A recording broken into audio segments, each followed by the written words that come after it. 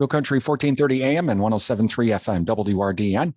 I'm Brian Winnekins. This is the Jerry Thompson Insurance Agency and SFB Security Financial Bank halftime show brought to you by Security Financial Bank and also the Jerry Thompson Insurance Agency.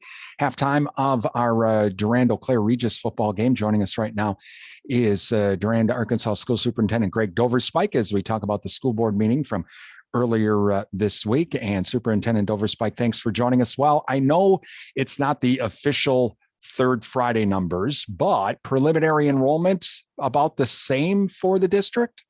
It's pretty close to what we expected it would be, which is up, which is a good thing. Where our enrollment's going to be up. We're going to be plus or minus 4 or 5 right around that 1,000 mark.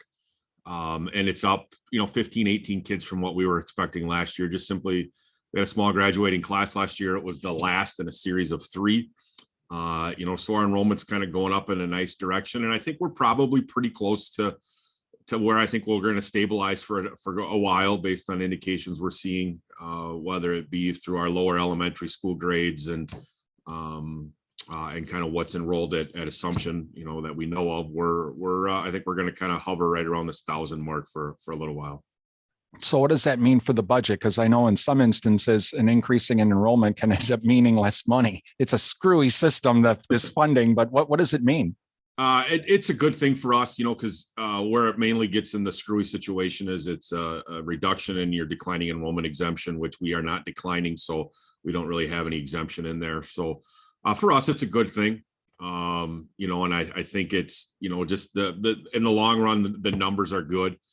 They always say you want to be going up or stable. You don't want to be going down, or if you do go down, you want to go down quickly to kind of help with the declining enrollment exemption. But our numbers are going in the right direction. And like I said, they're going to stabilize. So I think we're in a good spot enrollment wise. And I think it's a good thing for the district. And it also means that people are moving into our community, and which is a good thing from a tax base and economic revenue in our community, and people having a desire to move here. And is some of that, Greg, because of obviously with the pandemic last year, we really saw a big increase in people having to tell a commuter wanting to and wanting to move to a smaller town because we have fiber optic. Do you think that that's kind of those two are correlated, that increase in people moving in because we've had that fiber optic capability? I don't know if there's we have no evidence that it's a direct correlation, but I agree with you wholeheartedly, Brian. I think, we're very uniquely situated in this community or in the school district, obviously close relationship with NTEC and the fiber optics they have. And, you get over to the Dunn County side of our district, the O'Galley area, and you got 24/7 telecom, which has great fiber optics as well. So, I think, and then we're relatively close, you could say, to the Twin Cities market. So as a lot of those larger corporations in the Twin Cities are getting rid of their major high rises with cubicles because they realized during the pandemic, it's actually more cost effective for them to have people work from home, that people can move into areas like Durand that have quality fiber optics, a good quality education, a good quality, life, lower cost of living, and small town, good recreational opportunities. And yet, we're close to Eau Claire and Menominee, and we're not terribly far from the Twin Cities. So you have, all those other aspects from a work relation standpoint where you can easily commute in if you have to commute in for a meeting or two every, once a month or whatever. And we're really not that far from Rochester either for those individuals that might have to commute down there. So I think we're very uniquely situated. And I think it's a tremendous opportunity for us as a county and as a community, as a district, to capitalize on that. Talking with Durand-Arkansaw School Superintendent Greg Doverspike this evening during our Jerry Thompson Insurance Agency and SFB Security Financial Bank halftime show. Speaking of the budget, it looks like we're going to be in the black, and we've had an increase as well in some of the valuation. So that's obviously helping the district too. Yeah, it is. Our mill rate's going to go down, which is always a good thing. We're basically right now, with a month before we finalize the budget, we're basically sitting at a balanced budget. I think we're like $4,000 in the black, which, out of a $12 million budget is a relatively small amount of money. But I think we're in a good spot budget wise. Our property values are going up, so the mill rate's going to go down. Obviously, the state increased aid. So the tax levy will go down. We got a fairly substantial bump in state aid. That still is getting finalized, but early projections are we're going to get a nice bump in state aid. So I think we're in a very good spot. And the mill rate, like I said, is going to drop. It'll drop below $8, which I don't know when the last time it was below $8 in this district. It surely hasn't been there in my time here, but we've seen a downward trend in our mill rate the last few years. So I think we're in a very good spot. Financially speaking, our district is in a sound position with fund balance and with our facilities maintenance fund that we have. So I think we're in a very good spot financially as a school district.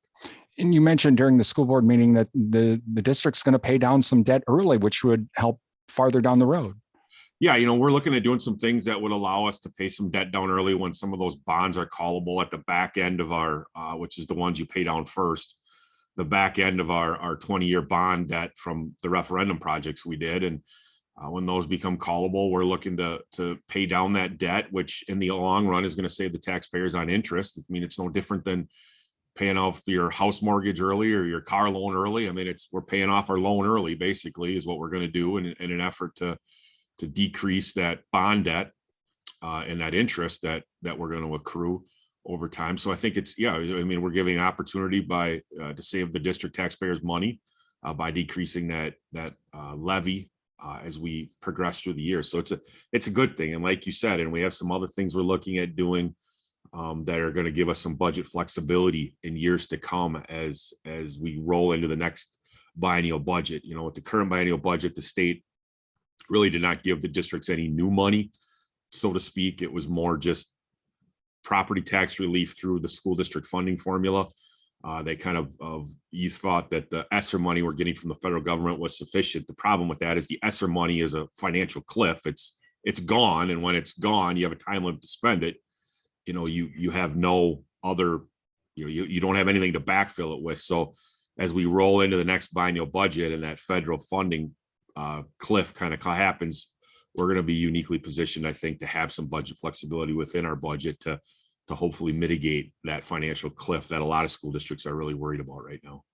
Meanwhile, the board in their closed session talking about the sale of district assets. It's the land that the district had bought a few years back, just to the west of Durand, between Durand and Arkansas, off of Highway 10, and they're giving you authorization to move forward to accept offers on that, or at least look at that possibility. Yeah, we have a fairly lengthy gap between our September board meeting and our October board meeting. With the October board meeting, we purposely set late because of when the equalized values come in on our municipalities and the aid is certified at the state level. You just like to give yourself time to kind of put your budget together as we prepare for the budget hearing. So our meeting is late, and this one is as early as it could be, considering the third Wednesday of the month fell on the first possible day it could fall. That they gave me the opportunity or the ability to accept offers on the land purchase. So we don't have to, if somebody wants to come in and get going, I have the authority to accept that without having to wait for a formal board approval process, which can take time. So it's just kind of a way for us to speed up the process if somebody's interested in purchasing the land. And finally, Superintendent Doverspike, you mentioned a suggestion from school board member Lori Myers, on some portable type stop signs. The Durand Police Department's working on possibility of getting a grant for those. Tell us about that. Yeah, we've been in contact with Chief Ridgway, who we have a tremendous relationship with the city police department, about getting some of those flashing crosswalk signs, two in front of the high school at the two major areas of the high school, and then one up by the football field, pool, track area. And they're similar signs to what you see at, Menominee, if you're going through Menominee, right kind of by where the buildings are in Menominee, and then they have the maintenance shop on the other side, or Mondovi has one near their school as well, where individuals can push a button and the lights flash and just kind of let you know that you have people crossing and to slow down. It's a safety feature. So, we approached Chief Ridgway. He said he thought it was a great idea as well. So they're working on a grant. And then the district and the city would go in a joint venture to pay the remaining aspects of the grant. And if we didn't get the grant, I think we'd still look at doing something together to make this happen, because I think it's a good thing, not only for the safety of our students, but just the safety of the community in general, as those are some pretty prominent intersections. You know, I mean, obviously the one up by the football field track gets used a lot by us during events up there, but also you got kids that are crossing in that area as well, going to the pool during the summer. So I just think, you know, not to mention the major intersections here by outside our high school where our students are crossing to get across Prospect to go home on the other side of Prospect. So I think it's just it's a smart decision. It's a good decision, and you know, we're gonna plug away, and it's gonna be something to wait for the grant to be due and get graded and that stuff. You know, I don't know if we'll have it up and ready yet by the end of this school year, but it's definitely something we're looking to move forward with for the start of next school year. Durand-Arkansaw School Superintendent Greg Doverspike during our Jerry Thompson Insurance Agency and SFB Security Financial Bank halftime show. And we'll have a third quarter action on the way. You're listening to Durand Panther Boys Football on WRDN.